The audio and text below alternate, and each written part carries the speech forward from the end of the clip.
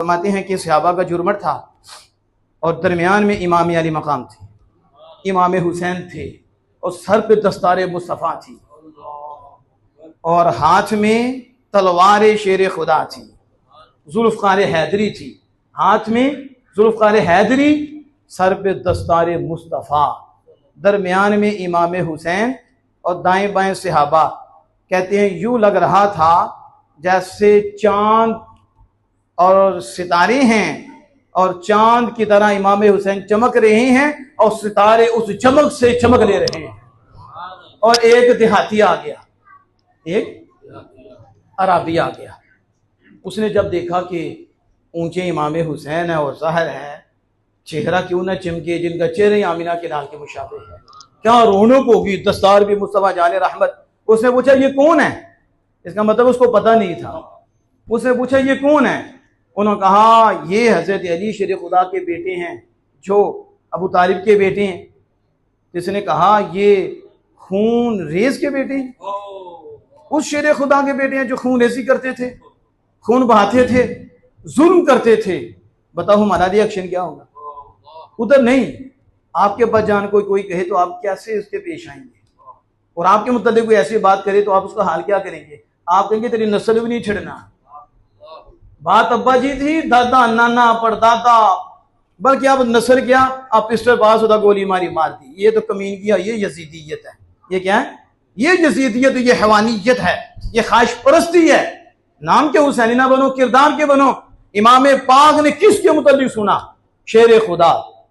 जब उसने ये कहा हजरत अब्दुल्ला बिन उमर सैयदना फरूक आजम के बेटे और हजरत अब्दुल रहमान बिन अबी बकर सैयदना अबू बकर सिद्दीक के बेटे, वो गुस्से में आ गए और सहाबा भी आ गए।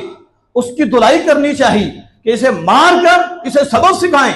इसने कौन सा बकवास किया? पता चला सहाबा को कितनी मोहब्बत और प्यार था। तुझे सबक सिखाती हैं, लेकिन इमाम अली मकाम मौजूद थे ना, इमाम थे।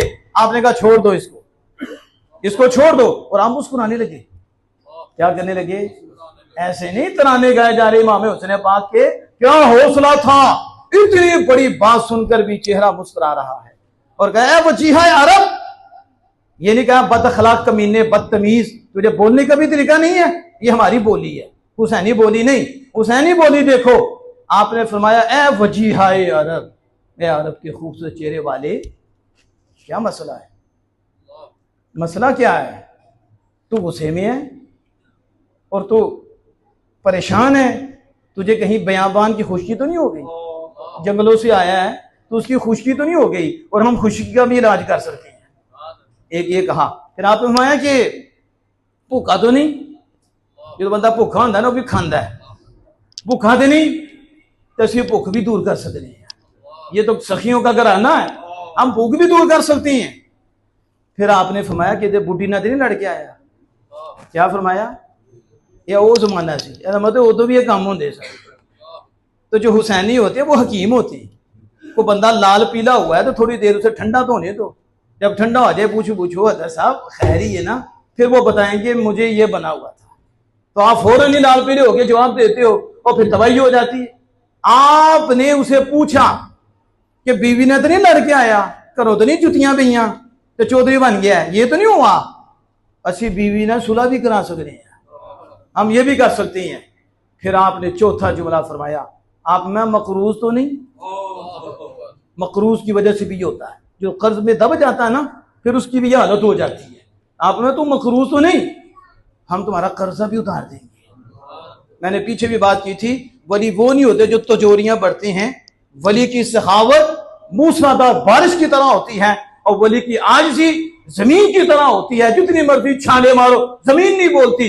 वली को जो भी तकलीफ दे वली इंतकाम नहीं लेता, वो मुआफ करता है और फिर दुश्मनों को भी देता है। अगर वलियों के सरदार देखने तो इमाम पाक को देखो, तो उनके सरदार देखने तो मौला मुश्किल से शेर खुदा को देखो। जो औलिया के सरदार हैं, ये वली की निशानी होती है, इसे वली कहते हैं।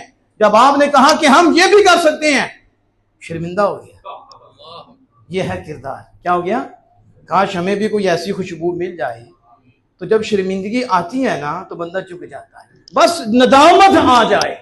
शर्मिंदगी तो हकीम बनोगे तो शर्मिंदगी आएगी ना। अपना किरदार, हर बात का जवाब देना ये कामयाबी नहीं होती।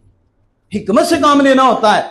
जब आपने इस अंदाज से उसे बात की, वो शर्मिंदा हुआ, शर्मिंदा होकर आपके कदमों में गिर कर आपके पांव चूमने लगा।